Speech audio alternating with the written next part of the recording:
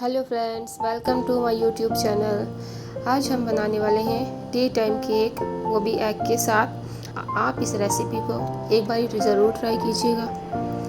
और अगर आपको मेरी रेसिपी पसंद आती है तो कमेंट में मुझे अपने फीडबैक ज़रूर दीजिएगा।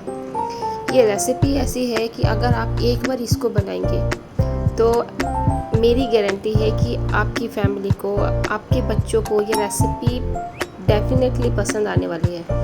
और आपके बच्चों ने अगर एक बार ये खा लिया तो वो डेली आपसे इसकी डिमांड करने वाले हैं। तो एक बार ही आप इस रेसिपी को ज़रूर ट्राई कीजिए। तो चलिए अपनी रेसिपी को स्टार्ट करते हैं। और सबसे पहले मैं आपको इंग्रेडिएंट्स दिखा देती हूँ जो जो हम इस रेसिपी में यूज़ करने वाले हैं। रेसिपी को स्टार्ट करने से पहले अगर आप लोगों को मेरी रेसिपीज़ पसंद आती हैं तो प्लीज़ मेरे चैनल को आप लाइक कीजिएगा, सब्सक्राइब कीजिएगा और अपने कमेंट्स ज़रूर दीजिएगा। और अगर आप लोग कोई रेसिपी देखना चाहते हैं तो मुझे कमेंट बॉक्स में ज़रूर बताइए। मैं इंशाल्लाह आप लोगों के लिए वो रेसिपी भी ज़रूर लेकर आऊँगी। ओके, तो चलिए आइए अपनी रेसिपी को स्टार्ट करते हैं। सबसे पहले हम इंग्रेडिएंट्स देखते हैं जो भी इस रेसिपी में यूज़ होने वाले हैं। तो इसके लिए हमें 1.5 कप मैदा लेना है। आप सबसे पहले 1.5 कप मैदा लीजिए। उसके बाद आपको शुगर पाउडर लेना है 3/4 कप। शुगर पाउडर आपको पहले चीनी लेनी है, ग्रैनुलेटेड शुगर लेकर आपको बाद में उसका पाउडर बनाना है। देन आपको बटर लेना है 1/2 कप प्लस 1/3 कप। ग्राम्स में अगर आप देखते हैं 150 ग्राम बटर लीजिए, 1 teaspoon baking powder, 3 tablespoon milk लीजिए, 3 एग्स लीजिए और 1 टेबलस्पून वनीला एसेंस आप लीजिए। तो आइए अपनी रेसिपी को स्टार्ट करते हैं। सबसे पहले आप मीडियम साइज़ का बाउल लीजिए और उसमें 3 एग्स को 1 बाय 1 कट के आप ऐड कीजिए।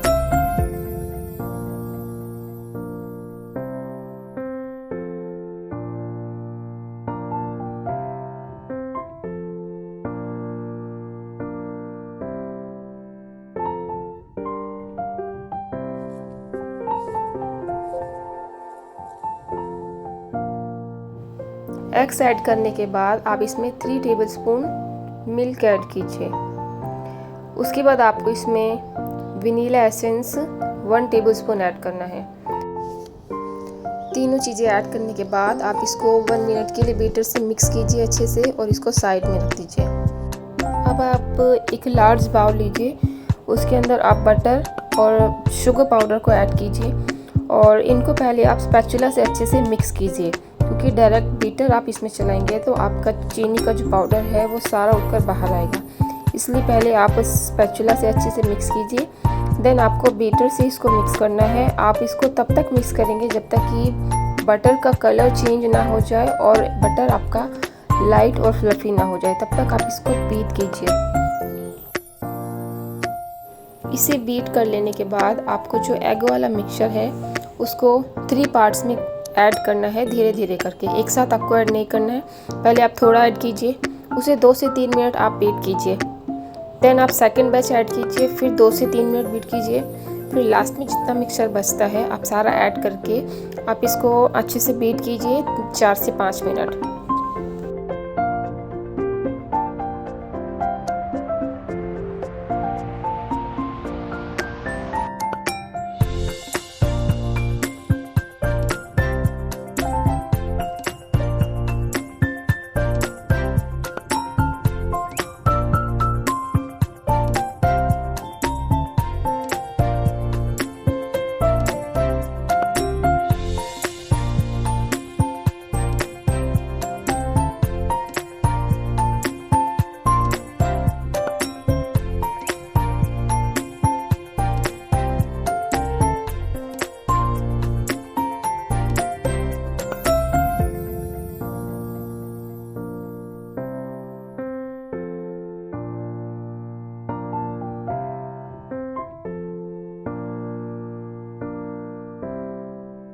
अब आप इस बाउल के ऊपर एक छलनी रखिए और उसमें मैदा ऐड कीजिए। मैदा के साथ आप इसमें 1 टीस्पून बेकिंग पाउडर ऐड कीजिए और इनको आप अच्छे से छान लीजिए।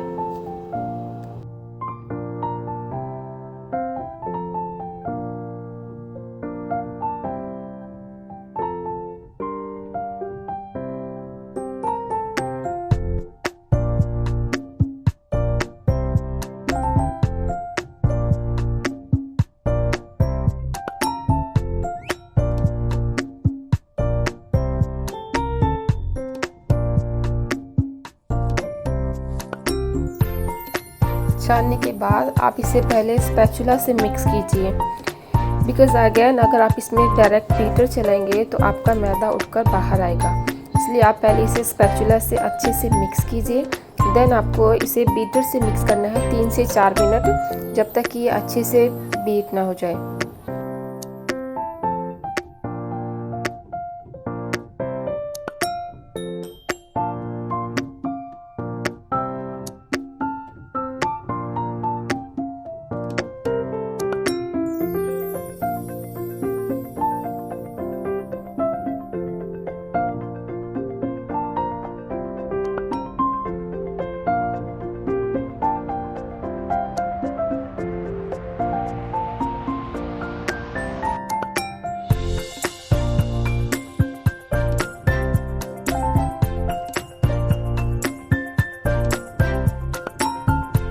उसके बाद मैं इसमें येलो कलर ऐड कर रही हूँ 2 से 3 ड्रॉप। ये टोटली ऑप्शनल है, अगर आप लोग नहीं यूज़ करना चाहते तो आप इसे स्किप भी कर सकते हैं। और कलर ऐड करने के बाद आप इसको अगेन मिक्स कीजिए अच्छे से।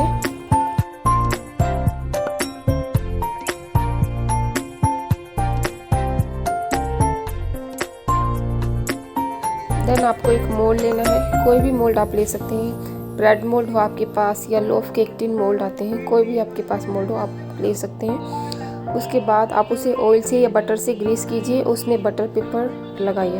बटर पेपर लगाना बहुत ज़रूरी है, आप बटर पेपर ज़रूर लगाइएगा। उसके बाद जितना भी बैटर है वो बैटर आप इसके अंदर ऐड कीजिए। बैटर ऐड करने के बाद आप इसके सरफेस को स्पैचुला से इवन कर दीजिए, बराबर कर दीजिए, क्योंकि बेक होने के बाद इसकी सरफेस जो अनइवन रहेगा तो वो देखने में भी अच्छा नहीं लगेगा। इसलिए केक आपका इक्वली बेक हो, इसके लिए आप इसको स्पैचुला से लेवल कर दीजिए। उसके बाद आप इसे 3 से 4 बार टैप कीजिए, जिससे कि इसमें जितने भी एयर बबल्स होंगे वो निकल जाएंगे और कटिंग के बाद आपका केक भी अच्छा लगेगा। उसके बाद आपको इसे बेक करना है, और बेक करने के लिए अगर आप ओवन का यूज़ करना चाहते हैं या ओटीजी का यूज़ करना चाहते हैं तो दोनों में ही आपको पहले प्री हीट करना है। 5 से 6 मिनट आप ओवन या ओटीजी को बेक कीजिए 180 डिग्री पर। देन आप अगर ओवन में बेक करना चाहते हैं तो आप उसमें कन्वेक्शन मोड पर इसको बेक कर सकते हैं। कन्वेक्शन मोड पर 180 डिग्री पर 35 टू 40 मिनट बेक कीजिए। ओटीजी में भी 35 टू 40 मिनट 180 डिग्री पर बेक कीजिए, और बेक होने के बाद चेक कीजिए चाकू डालकर। अगर बेक नहीं हुआ है तो आप उसको 5 मिनट और बेक कीजिए। अब मैं बेक होने के बाद आपको दिखाती हूँ। ये जो क्रैक केक के ऊपर आया है, तो इसके लिए आप प्लीज़ फिक्र मत कीजिए, क्योंकि ये पाउंड केक की पहचान है। कोई भी पाउंड केक आप बनाते हैं तो उसके ऊपर ये क्रैक्स आना लाजिम है, और यही इसकी पहचान होती है। अब मैं इसके आपको स्लाइसेस कट करके दिखाती हूँ। आप देखिए ये केक कितना सॉफ्ट और फ्लफ़ी बना है।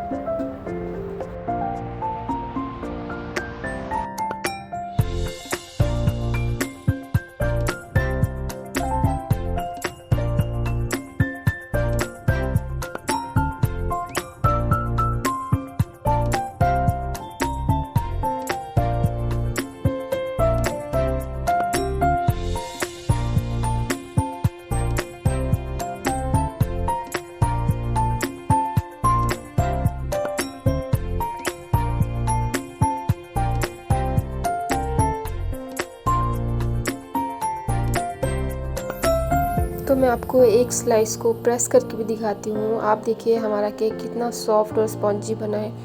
तो आप लोग इस रेसिपी को एक बार ज़रूर ट्राई कीजिए और मुझे अपनी फीडबैक कमेंट बॉक्स में ज़रूर दीजिए। और अगर आपको मेरी रेसिपी पसंद आती है तो मेरे चैनल को लाइक कीजिए, सब्सक्राइब कीजिए और कमेंट कीजिए। तो नेक्स्ट रेसिपी आप कौन सी देखना चाहते हैं मुझे कमेंट बॉक्स में ज़रूर बताइएगा।